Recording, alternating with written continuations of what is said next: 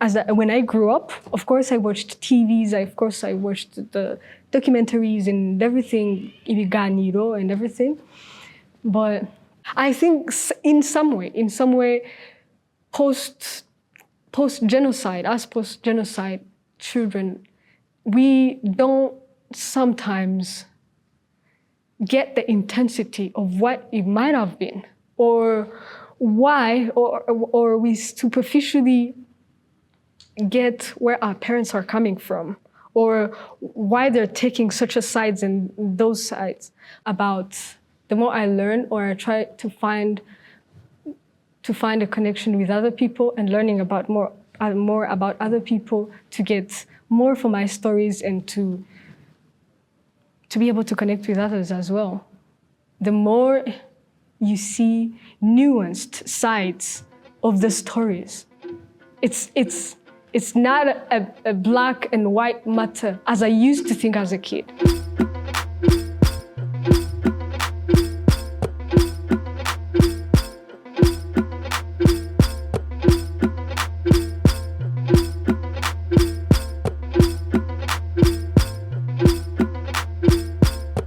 How would I describe my voice as an artist? I think I'm still going through. I'm shuffling through it. I don't think I haven't found my voice, the things I want to express, the me I want to bring out. I don't think I haven't done that yet. And eventually I'll make what really feels like me. I've come to realize that I need to experience more with people. I need to experience more with everything in life. I need experience, feelings, what people go through, sympathize with others, to really use that authenticity in my work. As you grow up, and as you talk to people, as you experience things, there are more nuanced ways of seeing things.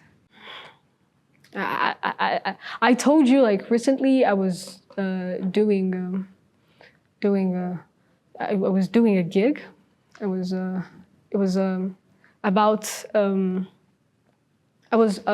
translating this documentary about it was a genocide survivor's daughter and a genocide perpetrator's son. They got married. And it started off as work. I was doing my job and everything.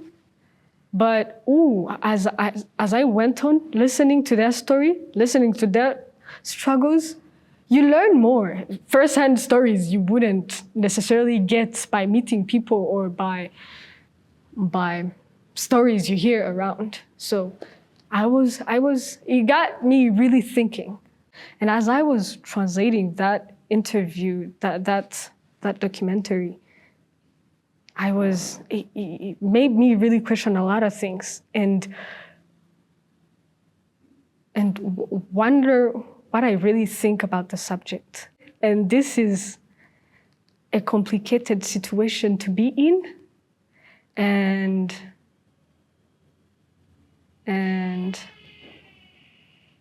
I don't know, it's a complicated situation to be in. Yeah, I don't know. I don't know. It's an ongoing conversation and a relearning process. And I don't know how to share more about it. Even though you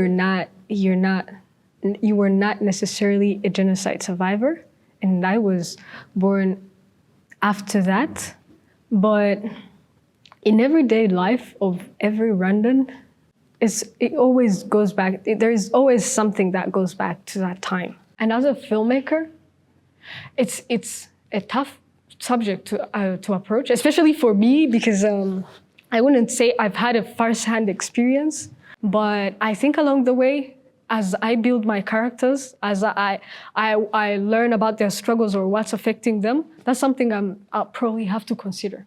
Of course, in the back of my mind, when you're thinking of a character, what's affecting them, what's driving them, if maybe they have a troubled family, what's causing that? Of course, you gotta get to that point.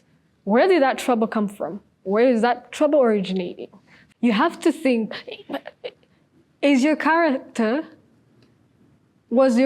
born before the genocide or after the genocide? That's going to affect your story one way or another. Or that's going to affect their lives one way or another. But as a filmmaker, along the way, it's your duty. It's your duty to think of that and to honor that and to not misrepresent anything.